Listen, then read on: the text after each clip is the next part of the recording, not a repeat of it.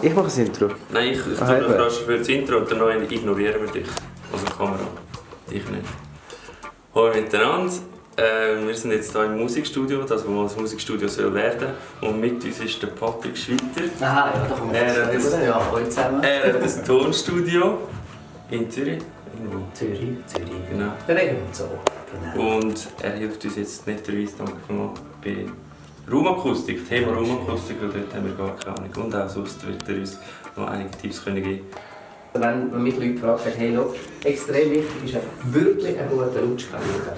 Und bei einem Studiomonitor, das muss einfach möglichst 1:1 knallhart zeigen, wenn irgendetwas noch nicht gut ist. Das heisst, er darf nicht färben. Da würde ich wirklich sagen, also, dass er da wirklich, also, das lohnt sich etwas Schlaues, weil dann hast du etwas Verlässliches und dann hast du auch lange den Plausch. Dass jemand einen Bass-Amp hat, der einfach wirklich so cool ist, dass man ihn aufnehmen muss. Das ist relativ selten. Ja, meistens eben, ist einfach, ja, es ist eine emotionale Geschichte, aber dann kann dann Psychologie aber mit den Leuten. Hast denn du mit den Bands dann so produzieren? Ich würde es noch so machen, dass ich einfach eine Schwester von Leuten suche, die sich einfach ein interessieren. Ja. Okay. Und die sind dann verantwortlich und nachher fragt halt die Band an und sagt, wir werden am besten Zeit. Ah, okay, ja. Also ich bin mit analog gross geworden. Ja. Und von dort her habe ich lange mich gegen das ganze Digi-Zeugs gewehrt, was einfach lange wirklich schlecht tönt hat. Aber das hat sich also schon sehr, sehr geändert. Und das, was ich vorher gesagt habe, eben, also, weißt, wenn man jetzt irgendwo neben noch ein Räumchen hat, oder?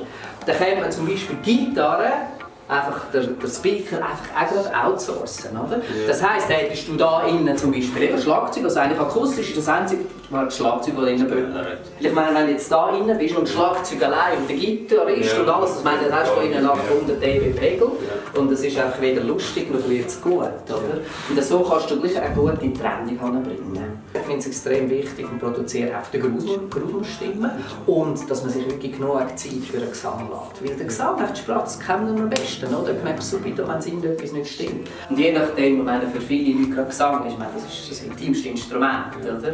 Es gibt viele, die einfach finden, hey, weißt du, das Band raus, und jetzt will ich allein mit dem Techniker oder mit der Technikerin, wie auch immer. Und dann spielt eben die ganze Psychologie einfach eine riesige Rolle. Und gleichzeitig, wenn jetzt natürlich eben die Aufnahmen da fertig sind und der Raum ist plus minus leer, sag mal, kannst du natürlich da in Video auch mischen, oder?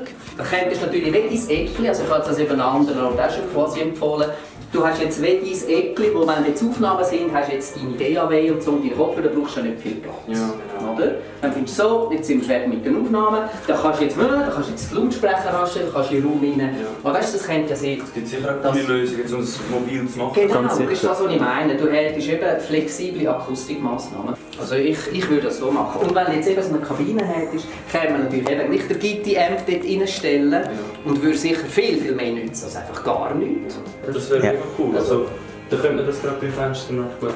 Das Fenster braucht man vielleicht für den ganzen Raum. Gerade wegen einer Kabine, also wenn du eben eine Kabine hast für Sprecher und so, oder?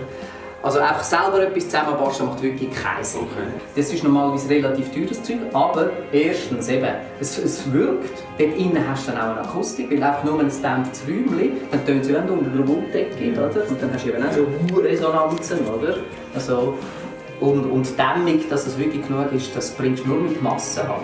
Weil natürlich sobald du frequent jetzt einfach etwas dämpfen willst, oder grundsätzlich Schalldämpfen, brauchst du auch Masse. Ja. Und wenn es jetzt nicht um den Preis geht, sondern um das Lernen davon, würdest du trotzdem nicht empfehlen, das selbst zu probieren? Ja, mal, also aber wenn es klar ist, es spielt keine Rolle, ob es schlussendlich funktioniert. Ja, das müssen wir schon so. Weil ich habe schon so viel gehört in die Richtung, ja, wir machen die Akustik selber. Ja, das ist schon gut gemacht, oder? Und nachher hast du 20 Tonnen verlochert und nachher kommt der Akustik und sagt, du, jetzt müssen wir schon alles wieder rausrücken.